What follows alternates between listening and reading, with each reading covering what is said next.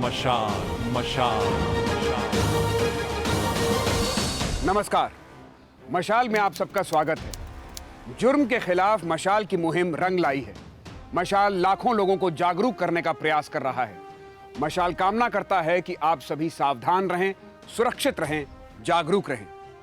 कहते हैं कि विश्वास और भरोसे के बिना जिंदगी कुछ भी नहीं, लेकिन कभी कभी यह भरोसा इतना खतरनाक हो जाता है कि जिंदगी तक छीन लेता है। आज के एपिसोड में हम आपको ऐसी ही एक घटना से वाकिफ कराएंगे। यार तितली क्या कर रही है? अभी ऑफिस जाना है, देर हो रही है मुझे, बंद कर। अरे साहेब, गर्म पानी के सेक से आपका हाथ का दर्द चला जाएगा। अरे कितनी घाई करते साहेब, थोड़ा रुको ना साहेब। यार तितली तू समझ नहीं रही है, आई एम गेटिंग लेट और आज फ्रेंडशिप डे भी है। क्या? ये क्या होता साहेब? अपना हाथ दो। रुको।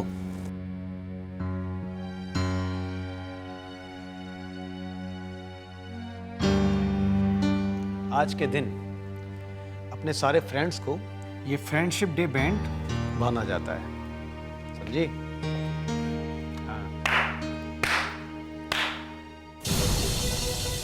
वाह क्या नजारा है। तो मेरे पीठ पीछे यहाँ पे ये चल रहा है और तुमने अपनी शक्ल देखी है ये? चुड़ैल लगती है वो। अब चलो निकलो यहाँ से, निकलो। तितली, तितली, एक मिनट, ये हुआ क्या है तुम्हें? क्यों उस बेचारी को ताने दे रही हो? किया क्या है उसने? छी, कितना लो स्टैंडर्ड टेस्ट हो गया ना तुम्हारा। नौकरानी, मुझे तो बोलते हुए भी शर्म आती है। Actually you don't deserve me, you deserve her. Ankita, बात ये है ना कि जो कुछ भी अभी तुमने देखा उसमें कुछ भी गलत नहीं था। अच्छा, या सिर्फ तुम्हारे अंदर आने का टाइमिंग गलत था, बस। ओ ऐसा था। हाँ। व्हाटएवर, मैं जा रही हूँ। अरे जा कहाँ रही हो? एक मिनट रुको। तो वैसे आज पता है क्या है? नहीं। आज friendship day. I want to give you a gift. ठीक है, देखते हैं। वेट है। नौकरानी के साथ Let's wait and watch, sweetheart. ये आज स्पेशल लेने फ्रेंडशिप डे और ये रहा तुम्हारा gift. You expect this after this? Gift.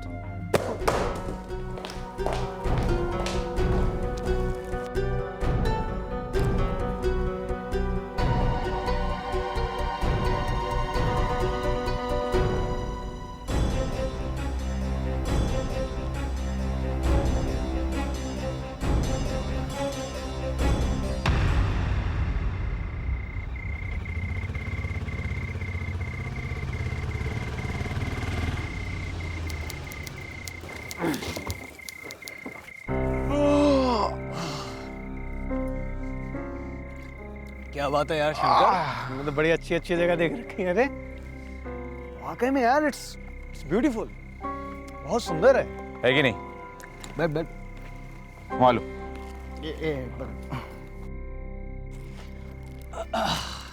यार इतनी खूबसूरत जगह आकर ना सच में मेरा यहाँ से जाने को दिल नहीं कर। अरे तो मत जाओ ना।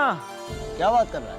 अरे मैं करता है ना बंदोबस्त इधर ही। सच में? अरे तो क्या, इधर करता है मैं जुगाड़। सही है यार। तुझे एक चीज दिखाता हूँ। क्या? गर्लफ्रेंड ने भेजी, मेरी गर्लफ्रेंड अंकिता। आज ही फ्रेंडशिप डे था और आज ही मेरी इससे लड़ाई हो गई। सुन। हाय। हाय। मैं तुम्हें कुछ सुनाना चाहती हूँ। हाँ सुनो। आसमान में नहीं उड़ते घोड़े, आसमान में नहीं उड़ते घोड़े। क्या देख रहा है तुझे घोड़े? कभी आसमान में उड़ते हैं क्या घोड़े? मैं कुछ भी सुनाऊंगी और तुम सुनते रहोगे। चलो ठीक है। अरे कहाँ जा रहा है? आ रहा हूँ। हैं? भाई दोस्त के तौर पर ना तुझे एक सलाह दूंगा। कुत्ता पाल लेना, घोड़ा पाल लेना, हाथी पाल लेना, और गर्लफ्रेंड, गर्लफ्रेंड कभी मत पालना। इसकी कीमत साला यहां से चुकानी पड़ती है। तुझे पता नहीं है क्या क्या होता है। लड़ाई, झगड़े, खींचातानी, नोक झोंक। प्यार करती है तुमसे? नहीं, प्यार करती है, बोलती भी है प्यार करती है, पर साला प्यार दिखता ही नहीं है कहीं, कहीं भी नहीं दिखता। याद ना किसी और को फोन करती है, किसी और के साथ पानी पूरी खाने जाती है, तुमसे कहती है तुमसे प्यार करती है। जी जी, देख आज फ्रेंडशिप डे था और आज इससे लड़ाई हो गई। अब इसके पास जाऊंगा, इसके पास जाकर इससे बातें करूंगा, हाथ जोड़ूंगा, कान पकड़ूंगा, रोऊंगा, गिड़गिड़ाऊंगा।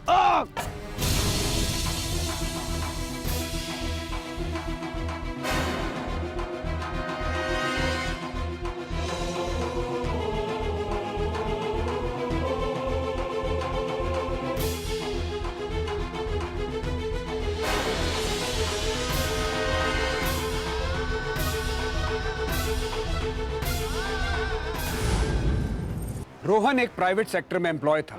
अच्छी तनख्वाह थी। पूरी फैमिली मुंबई में रहती थी और वो खुद पुणे में रहकर अपना जॉब करता था। बड़ी बेरहमी से उसकी हत्या कर दी गई, मानो हत्यारे ने कोई दुश्मनी निकाली हो। रोहन ने किसी का क्या बिगाड़ा था कि फ्रेंडशिप डे पर उसे अपनी जान गंवानी पड़ी।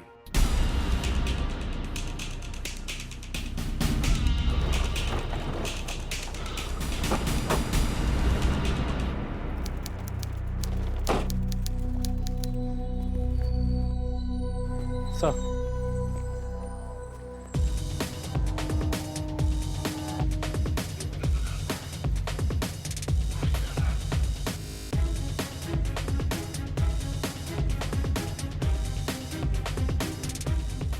बॉडी की तलाशी ले ली गई है, उसके पास से कुछ भी नहीं मिला। सिर्फ ये माला थी उसके गले में। इसका मतलब मर्डर का मकसद रॉबरी हो सकता है।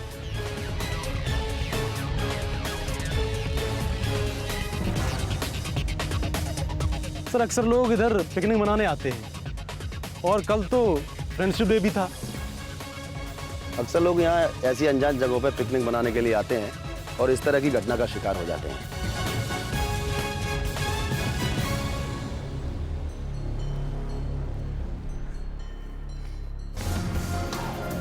देशपांडे, बॉडी को पोस्टमार्टम के लिए भेज दो। और हाँ, आसपास के सारे पुलिस थानों में इन्फॉर्म करो। अगर किसी भी थाने में मिसिंग की कोई भी कंप्लेंट हो तो उसे बॉडी से मैच कराएं, ठीक है? Okay sir.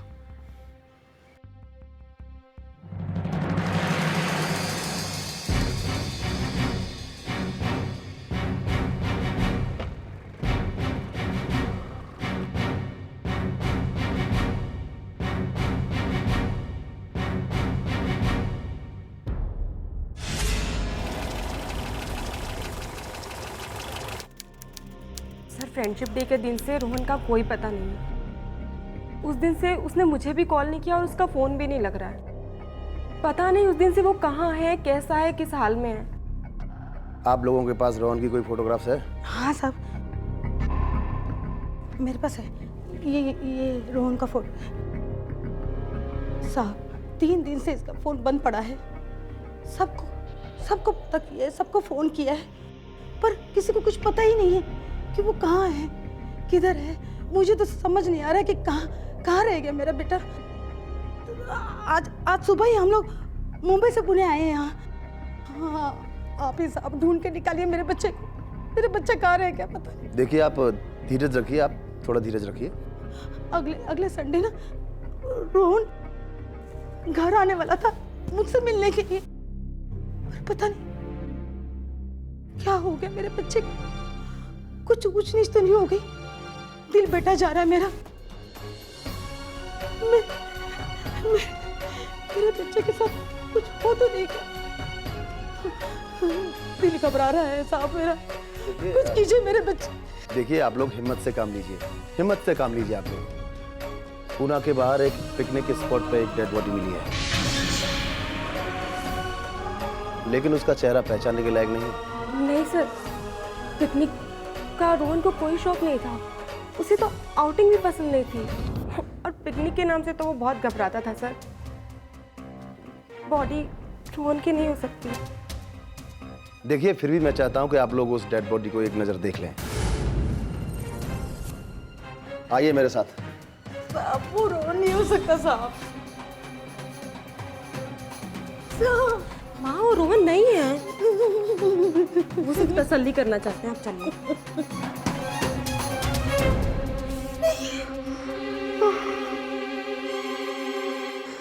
नहीं रोहन नहीं है साहब, ये रोहन नहीं है, ये रोहन नहीं है। हम लोगों को डेड बॉडी के गले से ये माला मिली है।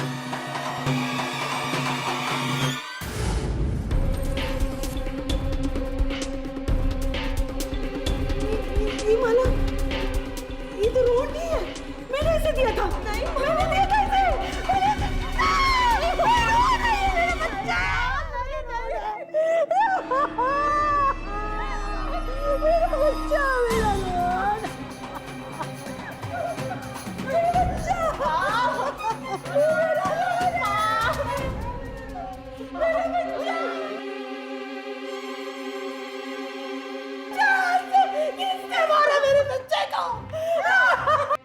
अब मैडम अपने आप को संभालिए प्लीज।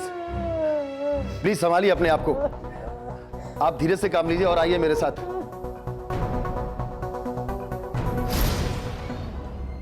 मर्डर स्पॉट पर रोहन का ना मोबाइल मिला है और ना ही वॉलेट। शायद उसको लूटा गया होगा और लूटने के बाद उसकी हत्या कर दी गई होगी। देशपांडे सर। इनसे रोहन का मोबाइल नंबर लो और उसकी कॉल डिटेल्स चेक करो। Okay sir. आप रोहन की क्या लगती है? जी मैं उसकी गर्लफ्रेंड हूँ। Girlfriend? Deshpande sir. Rohan picnic spot पर अकेला नहीं गया होगा, उसके साथ एक दो लोग और गए होंगे। देशपांडे सर। पता करो कि रोहन के मोबाइल से लास्ट कॉल किसको किया गया था। Okay sir. जय हिंद सर। जय हिंद। उस दिन रोहन से तुम्हारी कोई बात हुई थी? नहीं सर, उस दिन संडे था और संडे को हम लोग अपने काम में व्यस्त रहते हैं। एक एम्प्लॉय दूसरे एम्प्लॉय को हार्डली याद करता है। वैसे सर रोहन सैटरडे को भी नहीं आया था। क्यों? सर उसके राइट हैंड में बाइक से चोट लग गई थी, इसलिए उसने छुट्टी ली थी। खुद की बाइक से? नहीं सर, रास्ते में किसी ने टक्कर मार दी थी। ओके, अभी तुम जाओ और जैसे ही तुम्हारी जरूरत पड़ेगी तुम्हें आना पड़ेगा। Okay sir.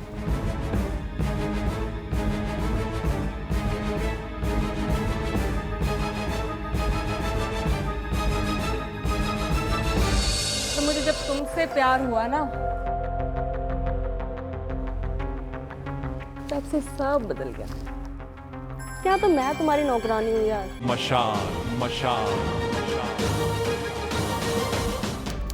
सब रोहन साहब के हाथ में बाइक से चोट लग गई थी, तो मैं गर्म पानी से उनकी सिकाई कर रही थी, तभी अचानक से अंकिता मैडम आ गई और वो गुस्सा करने लगी।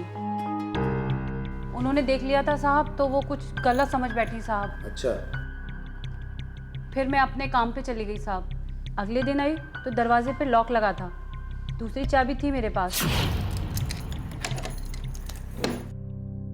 मैं अक्सर ऐसा करती थी साहब, जब रोहन साहब नहीं होते थे तो मैं अपना काम टाइम से करके चली जाया करती थी साहब। अंकिता रोहन पे शक करती थी? नहीं साहब, रोहन साहब अंकिता मैडम पे शक करते थे। अच्छा। अंकिता मैडम साहब हमेशा अपने यार से मिला करती थी साहब। एक बार तो साहब वो रोहन साहब के घर पे ले आई थी अपने यार को। पता है रोहन, मुझे बंटी से प्यार कैसे हुआ? कैसे? ये ना रोज मेरे पीछे पीछे आता था। मैं सोचती थी कि इसके पास कितना फालतू का टाइम है कि मेरे पीछे पीछे घूमता रहता है। और ना फिर मुझे लगा कि मैं इससे अपना कुछ काम करवा सकती हूँ। और फिर मैंने अपनी लॉन्ड्री के सारे कपड़े इसे दे दिए और धीरे धीरे ये मेरे सारे काम करने लगा। और सच में यार, फिर ऐसे ऐसे में मुझे इससे प्यार हो गया। और मुझे जब तुमसे प्यार हुआ ना, तब से सब बदल गया। क्या तो मैं तुम्हारी नौकरानी हूँ यार। तुम लोग बातें करो, मुझे कुछ काम याद आया। So sorry guys. Okay Rohan, bye. Bye. Bye, see या।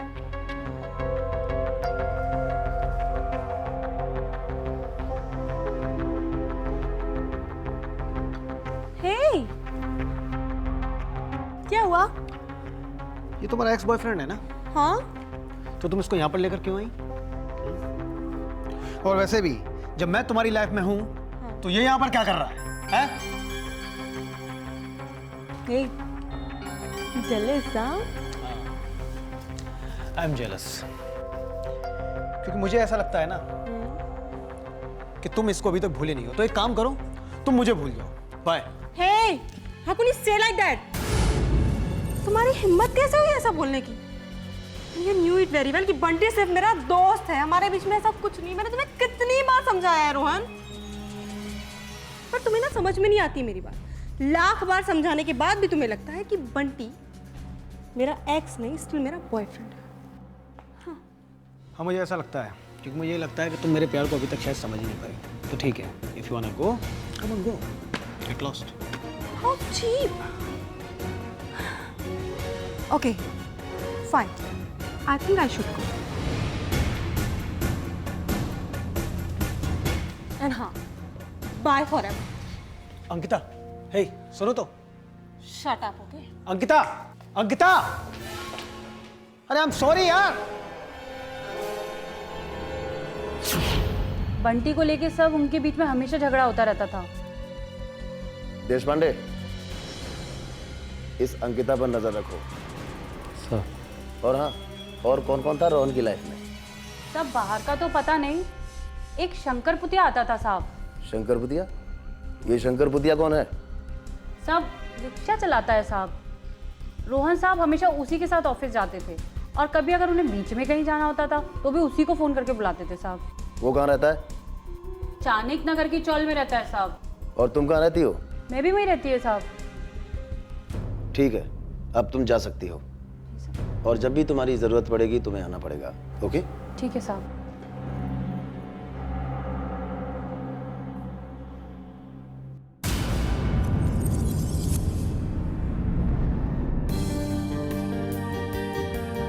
तुम्हारे सामने तो आइसक्रीम भी आज फीकी पड़ गई। अंकिता, तुम आज कुछ ज्यादा ही खूबसूरत लग रही हो। मन तो कर रहा है। बस Bunty, we are just friends now. खैर शायद तुम्हें थोड़ा देर से समझ में आएगा। खैर वो सब छोड़ो। कुछ क्यों नहीं हो सकता? तुम बेवकूफ हो ना एक नंबर के।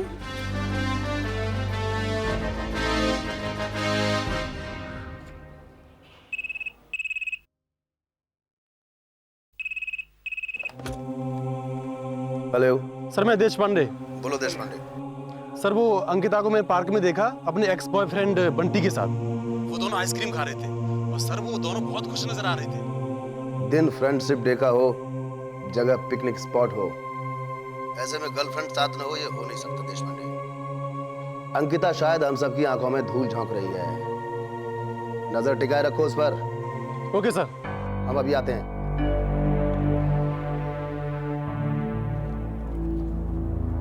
चलो शिंदे। Yes sir.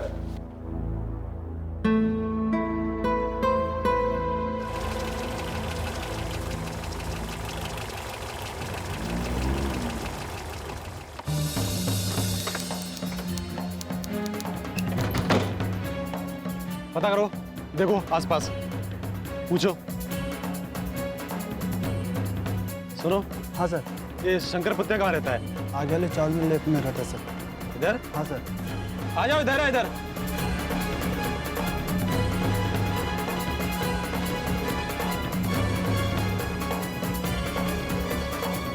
क्या बात है साहब? रोहन कामते का मर्डर हो गया है। क्या हुआ? गले में हड्डी अटक गई? कब साहब, कैसे? क्यों, तुझे नहीं पता? तू कहाँ था? साहब मैं तो सोलापुर गया था साहब, अभी जस्ट आया। मेरे रिश्तेदार रहते ना साहब सोलापुर में, उनके इधर ही गया था साहब। प्लान था साहब, शाम में रोहन भाई से मिलेंगे साहब। अब तो साहब वो खुद ही चले गए। अब किससे मिलेगा मैं साहब? रोहन भाई बहुत नेक आदमी थे साहब, बहुत नेक आदमी थे। कल आकर पुलिस थाने में अपना बयान दर्ज करवा देना। जी साहब, पक्का। चलो शिंदे।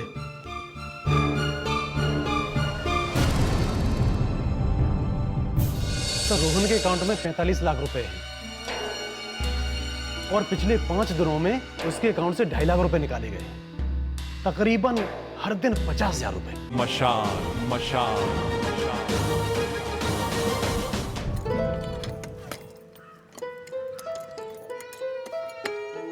अरे तितली कहाँ जा रही है? अरे मौसी, मैं अपने गांव जा रही है। मेरी एक पहचान वाली है, उनको काम वाली बाई चाहिए। तू बोले तो मैं बात करूं? अरे नहीं मौसी, मैं अपने गांव जाके अब काम करेगी। अचानक तुझे गांव की याद कैसे आई? अरे मौसी क्या बताऊं, बड़ा डर लगता है। शहर के माहौल से ना अकेली औरत का कोई भी कुछ भी कर सकता है मौसी। अच्छा ठीक है, गांव जाना, शादी बनाना, वरना उम्र निकल जाएगी तो कौन शादी करेगा? हाँ मौसी, सही कह रही हो आप। अच्छा मौसी, चलती हूँ। ठीक है।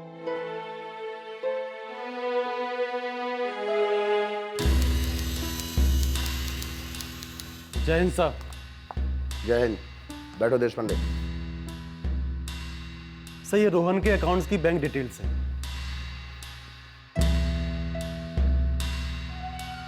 सर, रोहन के अकाउंट में 45 लाख रुपए हैं और पिछले 5 दिनों में उसके अकाउंट से 2.5 लाख रुपए निकाले गए। तकरीबन हर दिन 50,000 रुपए। इससे साफ जाहिर है कि रोहन की हत्या पैसों की वजह से हुई है और हत्यारा उसका कोई करीबी ही हो सकता है। उसको रोहन के एटीएम का पिन नंबर तक मालूम है। रोहन के एटीएम का पिन नंबर किसको मालूम हो सकता है? देशपांडे सर, लिस्ट बनाओ उन सब की जिनको रोहन के एटीएम का पिन नंबर मालूम हो सकता है।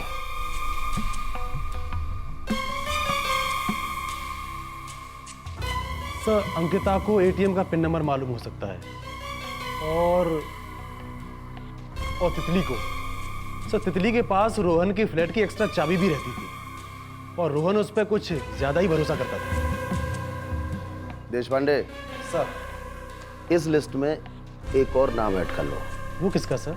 अंकिता के एक्स बॉयफ्रेंड बंटी का। जय हिंद सर। जय हिंद। रोहन का फोन कॉल डिटेल्स आ गया है। लास्ट कॉल एक औरत को किया था। किस औरत को किया था? पुलिस ये पता करने में जुट गई कि रोहन पिकनिक प्लेस पर कैसे पहुंचा, वहां किसके साथ गया था। कई बार ऐसा होता है कि जब कोई घटना घट जाती है तो दोस्त सामने नहीं आते, पुलिस से बचने की कोशिश करते हैं। ऐसे में पुलिस को मुश्किलों का सामना करना पड़ता है। फिर मिलेंगे इस कहानी के दूसरे भाग के साथ। तब तक सुरक्षित रहिए और देखते रहिए दूरदर्शन, देश का अपना चैनल। जय हिंद। बंटी आपका दोस्त नहीं, बॉयफ्रेंड है। प्यार तो आप बंटी से ही करती थी और अभी भी बंटी से ही प्यार करती हो। उनके बीच कुछ था, जैसे नाजायज संबंध वगैरह? श्योर तो नहीं कह सकती, पर कुछ तो था। रोहन से आंख बचाकर तुमने अपने किसी यार को बुलाया और मौका पाकर रोहन का मर्डर कर देती हो। क्यों? सही कहा ना मैंने? नहीं साहब, ये सब झूठ है साहब। मैंने ऐसा कुछ नहीं किया साहब। उस दिन तो साहब रोहन साहब ने मुझे बस माफी मांगने फोन किया था।